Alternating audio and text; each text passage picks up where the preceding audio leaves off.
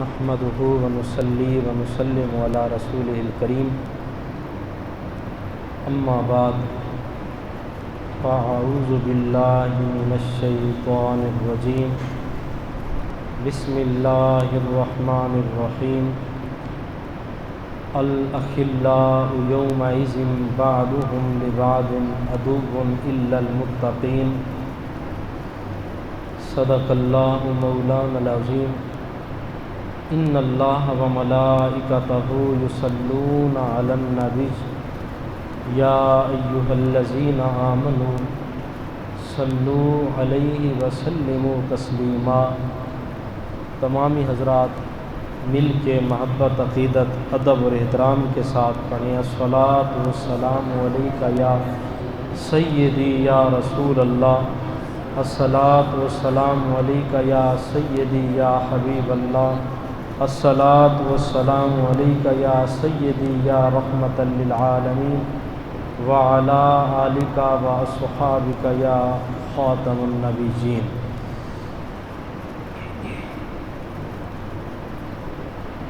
حضرت عمر بن العاص رضی اللہ تعالی عنہ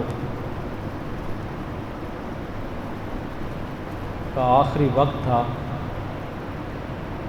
کچھ صحابہ کرام رضوان اللہ تعالی علیہم اجمعین ان کی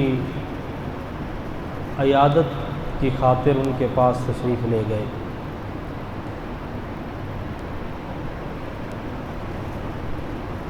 حضرت یزید بن حبیب فرماتے ہیں کہ ہم حضرت عمر بن العاص کی بارگاہ میں موجود تھے۔ جتنی دیر ہم بیٹھے رہے اور آپ زاروں قطار روتے رہے۔ ہم نے تسلی دینے کی بڑی کوشش کی اور عرض کیا حضور آپ کتنی اسلامی خدمات ہیں، دینی خدمات ہیں، آپ قریب المرگ اور آخری وقت اتنی بے چین کیوں نظر آ رہے ہیں، ہمیں اتنی پریشان ہمیں کیوں نظر آ رہے ہیں؟ تو حضرت عمر بن العاص رضی اللہ تعالی عنہ نے جب یہ سنا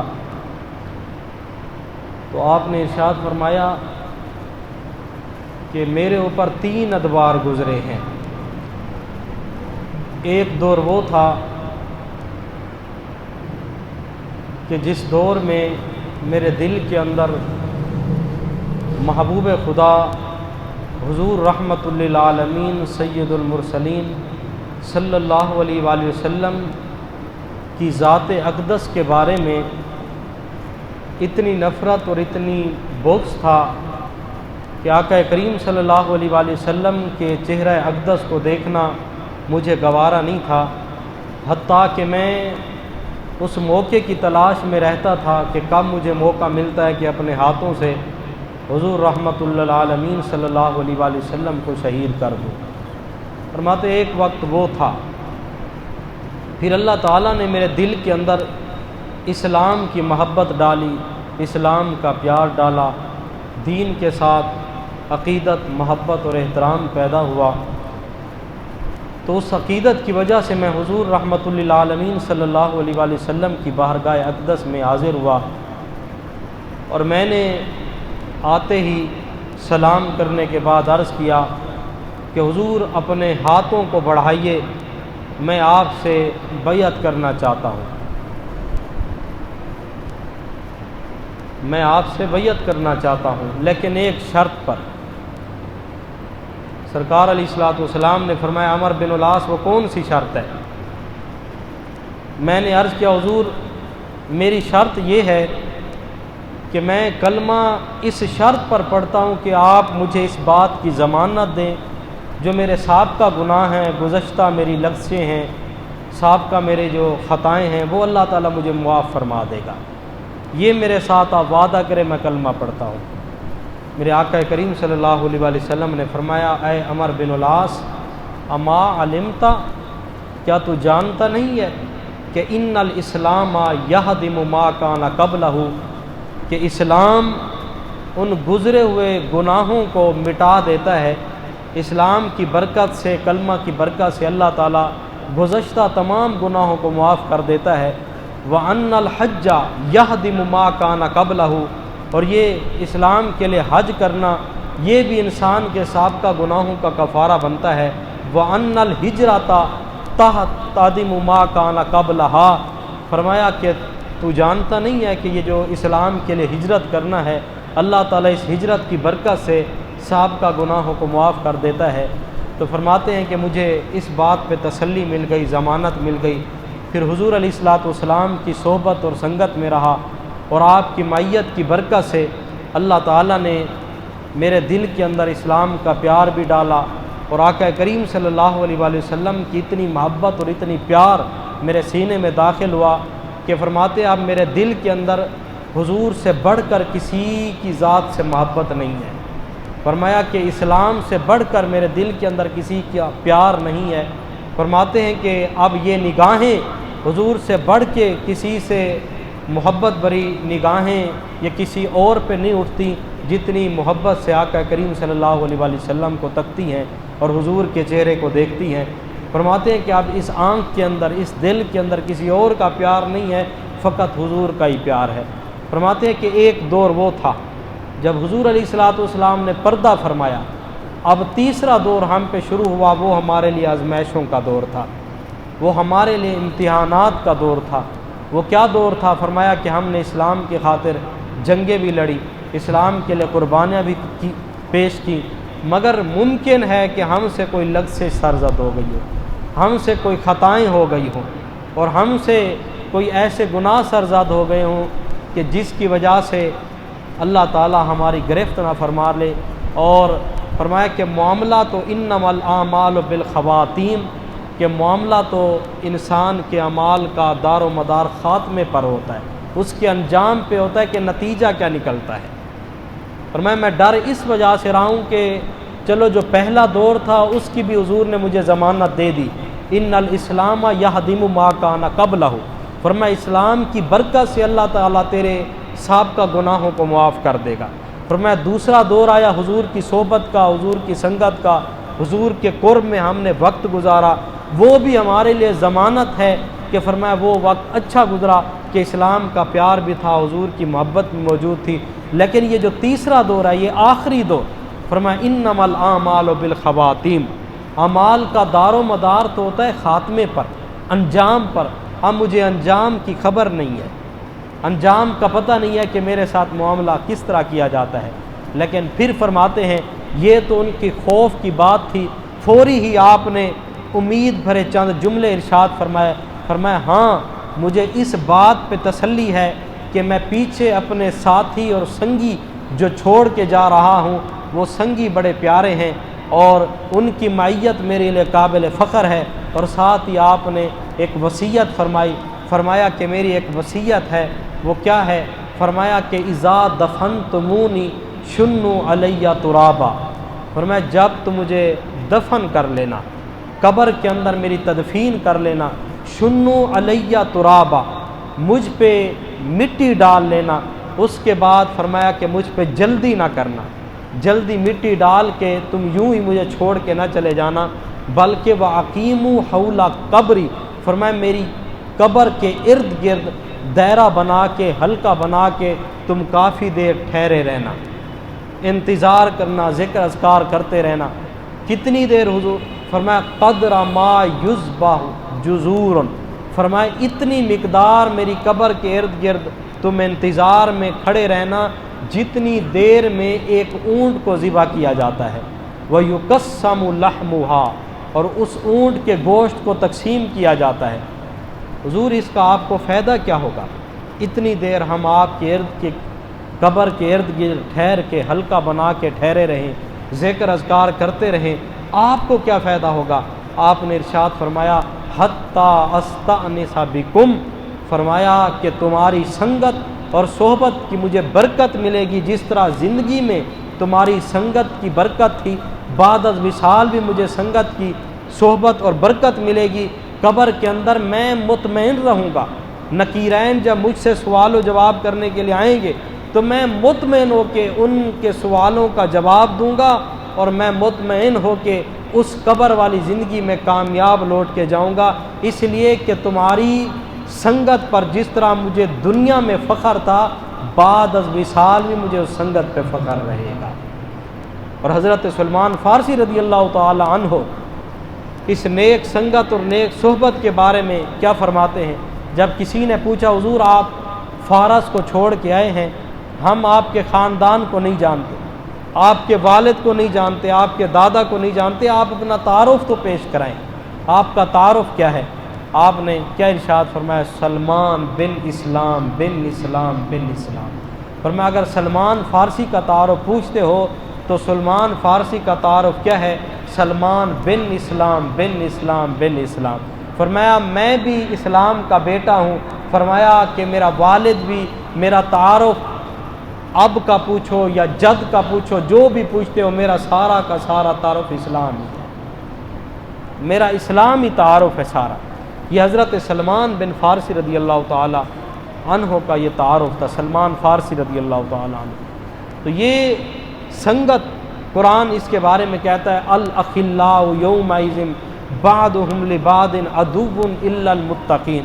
فرمایا کہ دنیا کے اندر بعض سنگتیں، بعض صحبتیں ایسی تھیں کہ لوگ ان سنگتوں پر فخر کیا کرتے تھے، لیکن فرمایا قیامت کے دن یہ صحبتیں، یہ سنگتیں، یہ دوستیاں، فرمایا یہ نفرتوں میں بدل جائیں گی، یہ دشمنیوں میں تبدیل ہو جائیں گی، الا المتقین، مگر پرہیزگاروں کی جو سنگتیں ہیں، اللہ والوں کی جو سنگتیں ہیں، نیک لوگوں کی جو دوستیاں ہیں، فرمایا قیامت کے دن جس طرح دنیا میں وہ پیار بھری سنگتیں تھیں، قیامت کے دن بھی فرمایا اسی طرح باقی اور قائم اور دائم رہیں گی۔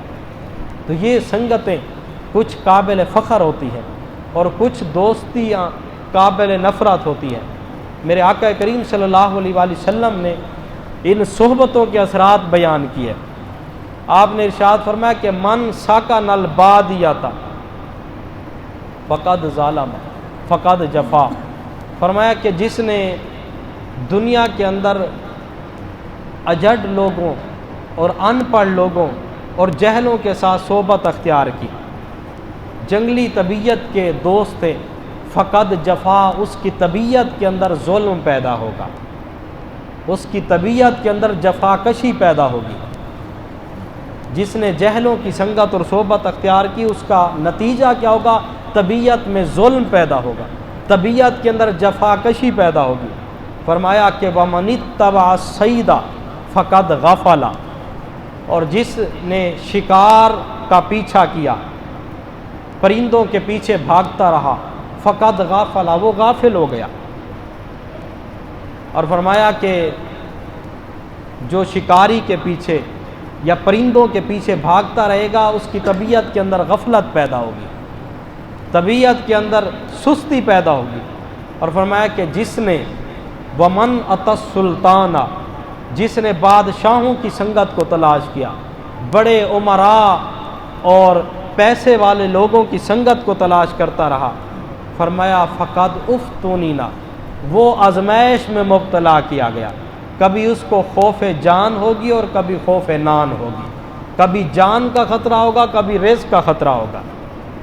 فرمایا کہ جو بڑے لوگوں کی سنگتوں کو تلاش کرے گا، بڑے لوگوں کی صحبتوں میں بیٹھے گا، فرمایا جتنی ان کی صحبت زیادہ تلاش کرے گا، اتنی اللہ سے دور ہوتا جائے گا، اتنی اللہ سے دور ہوتا جائے گا، اور جو ان لوگوں سے جتنی دور ہوگا، اللہ کا اتنی زیادہ اس کو قرب نصیب ہوتا جائے گا۔ یہ سنگتوں کے اثرات ہیں میرے بھائی۔ ایک جانور کی طبیعت کے بھی اثرات ہوتے ہیں۔ آپ دیکھیں جو آدمی اونٹ پالتا ہوگا، اس کی طبیعت کے اندر کینہ پروری ہوگی، طبیعت کے اندر کینہ ہوگا، اور جو گدھوں کو پالتا ہوگا اور گدھوں کے ساتھ اس کا وقت گزرتا ہوگا، اس کی طبیعت کے اندر ہٹ دھرمی ہوگی، اور جو جنگلی درندوں کے ساتھ، جنگلی جانوروں کے ساتھ وقت گزارتا ہوگا، اس کی طبیعت کے اندر جفا کشی ہوگی، ظلم ہوگا۔ من سکن البادیۃ فقد جفا، طبیعت کے اندر ظلم ہوگا۔ اور جو بکریوں کے ساتھ اور بکریوں کو پالتا ہوگا، اس کی طبیعت کے اندر عاجزی اور انکساری ہوگی۔ یہ صحبتوں کے اثرات ہیں، یہ سنگتوں کے اثرات ہیں، دنیا کے اندر بھی دکھاتے ہیں، حتیٰ کہ مرنے کے بعد بھی صحبت کا اثر ہے۔ جو جنازہ آپ کندھوں پہ اٹھا کے چلتے ہیں، دفن کرنے کے لیے، اس کے بارے میں حدیث کے اندر کیا حکم ہے؟ فرمایا اگر نیک میت ہو، صالح میت ہو، اس صالح میت کو جب انسان اپنے کندھوں پہ اٹھا کے جالتا ہے تو کیا کہتے ہیں کہ جلدی اس کو اپنے کندھوں سے اتار دے، اس کو اپنے ٹھکانے تک پہنچا دے، جنت اس کی منتظر ہے۔ وہ صحبت ہے، کچھ ممکن ہے کچھ گناہگار لوگ اس جنتی شخص کو اپنے کندھوں پہ اٹھا کے جا رہے ہوں، اس لیے حکم ہے اس کو جلدی سے اپنے کندھوں سے اتار دے اور اس کو اپنے ٹھکانے تک پہنچا دے۔ اور اسی طرح اگر کوئی گناہگار کا جنازہ اٹھا کے بندہ جا رہا ہو تو وہ کیا کہا جاتا ہے؟ جلدی اس کو اپنے کندھوں سے اتار۔ نیک صالح انسان کے کندھے پہ ہے، اس کو جلدی اتارا جائے اور اس کو اپنے ٹھکانے تک جلدی پہنچا دیا جائے۔ یہ مرنے کے بعد بھی صحبت کا اثر ہے۔ اگر ایک جانور کی صحبت انسان کی طبیعت کے اندر اثر کرتی ہے تو کیا انسان کی صحبت اثر نہیں کرے گی؟ میرے آقا کریم صلی اللہ علیہ وآلہ وسلم نے کتنی پیارے جملے ارشاد فرمایا، اللہ تعالیٰ جب کسی کے ساتھ کرم کا ارادہ فرماتا ہے اس کو نیک صحبتیں عطا فرما دیتا ہے، صالحین کی اس کو سنگت نصیب ہو جاتی ہے۔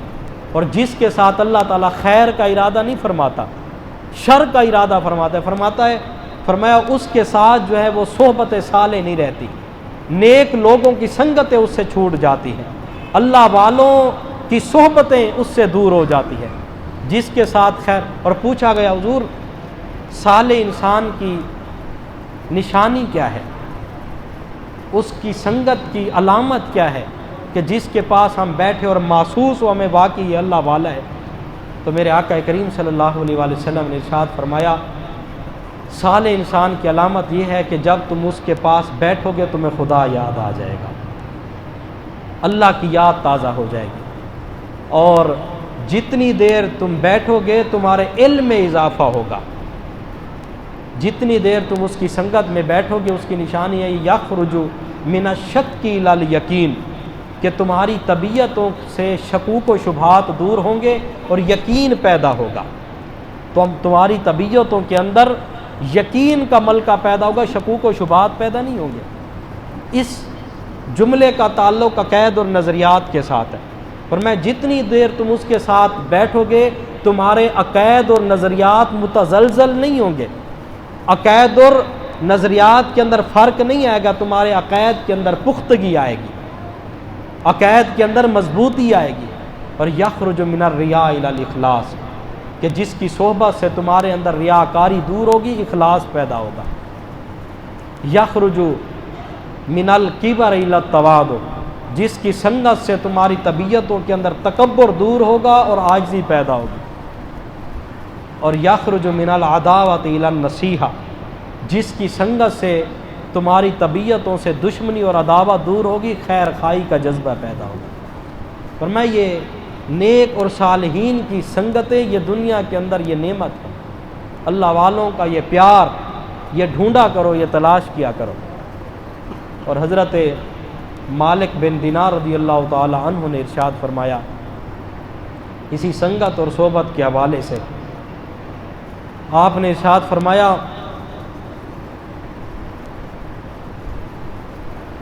کہ اگر کسی فاسق اور فاجر کے پاس بیٹھ کے تمہیں کھانا نصیب ہو جائے اور ادھر دوسری طرف اللہ والوں کے ساتھ بیٹھ کے تمہیں پتھر اٹھانے پڑے، فرمایا کہ وہ اللہ والوں کی سنگت، جس سنگت میں تمہیں پتھر اٹھانے پڑے ہیں، فرمایا اس سنگت کو نعمت سمجھنا، اس صحبت سے کہ جس صحبت جو فاسقوں کی صحبت تھی اور ان کے پاس بیٹھ کے تمہیں کھانا نصیب ہو رہا ہے، اور میں اللہ والوں کے پاس بیٹھ کر پتھر اٹھانا یہ نعمت عظمیٰ سمجھنا گناہگاروں کے پاس بیٹھ کر کھانا کھانے سے۔ اور اس لیے فرمایا کہ نیک لوگوں کی سنگت اور نیک لوگوں کی صحبت نیکیوں سے افضل ہے، نیک کام کرنے سے افضل ہے، اور برے لوگوں کی سنگت اور برے لوگوں کی صحبت برائیوں سے بدتر ہے۔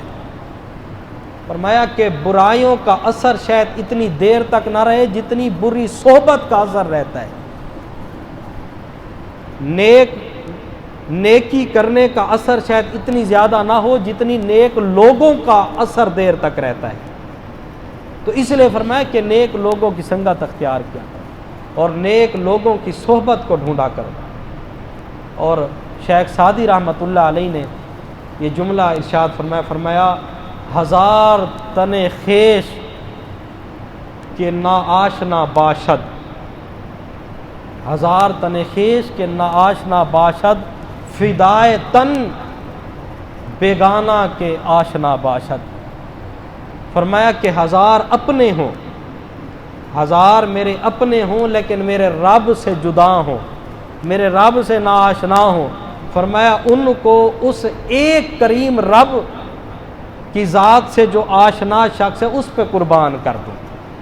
جو ایک رب کو جاننے والا ہے شخص، اس ایک اکیلے شخص پہ ان ہزاروں کو قربان کر دوں۔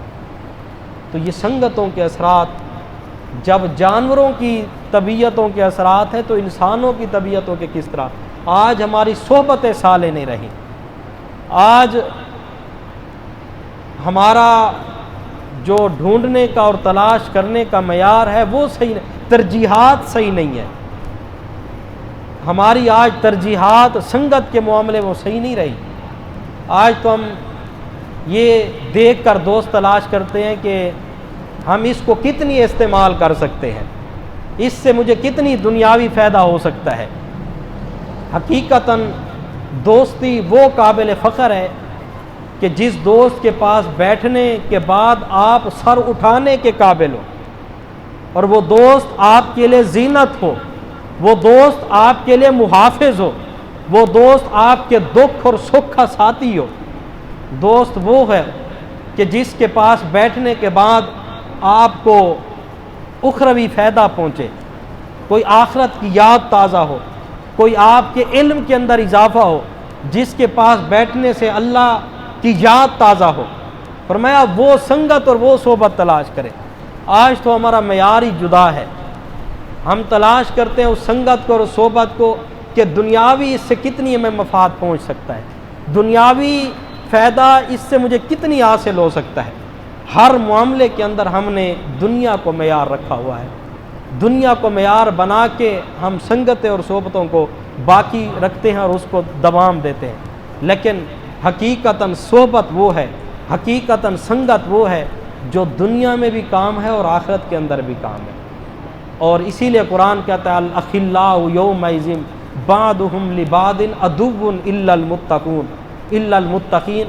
فرمایا کہ دنیا کی بعض سنگتیں، بعض صحبتیں قیامت کے دن یہ دشمنیوں میں بدل جائیں گی۔ جو دنیا کے اندر پیار تھا وہ پیار دشمنیوں میں بدل جائے گا، الا المتقین، مگر اللہ والوں کا جو پیار ہے، جو نیک لوگوں کی سنگت ہے، جو نیک لوگوں کی صحبت ہے، قیامت جس طرح دنیا میں یہ قابل فخر تھی، قیامت کے اندر بھی قابل فخر ہوگی اور قبر کے اندر بھی قابل فخر ہوگی۔ اور حضرت عمر بن العاص اس لیے تو فرما رہے ہیں کہ جو مجھے دفن کرنے کے بعد میری قبر کے ارد گرد ٹھہرے رہنا۔ حضور کتنی دیر؟ فرمایا قدر ما یذبح جزور، جتنی دیر ایک اونٹ کو ذبح کیا جاتا ہے، ویقسم لحمھا، جتنی دیر اس کے گوشت کو تقسیم کیا جاتا ہے اتنی دیر تم کھڑے رہ کے میری قبر کے ارد گرد ٹھہرے رہنا، جتنی دیر تم ذکر اذکار کرتے رہو گے اور مجھے اس پہ انس ملتا رہے گا، میرے دل کو سکون ملتا رہے گا۔ یہ آخری وقت بھی آپ یہ خواہش کر رہے ہیں کہ آخری وقت بھی تم میرے پاس ٹھہرے رہنا۔ اللہ تعالیٰ ہمیں صالحین کی سنگت نصیب فرمائے، اللہ تعالیٰ نیک لوگوں کا ہمیں پیار نصیب فرمائے، اور ان سنگتوں سے، ان صحبتوں سے ہمیں محفوظ رکھے جو اس کریم رب کی دوری کا سبب بنے۔ اللہ تعالیٰ وہ صحبتیں نصیب فرمائے کہ جن صحبتوں کی وجہ سے ہم سر اٹھانے کے قابل ہوں، وہ سنگتیں نصیب فرمائے جو ہمارے لیے قابل فخر ہوں۔ اللہ تعالیٰ ہماری تمام دعاؤں کو اپنی بارگاہ کے اندر شرف قبولیت عطا فرمائے۔ وآخر دعوانا ان الحمد للہ رب العالمین۔ جن دوستوں نے سنت ادا کرنی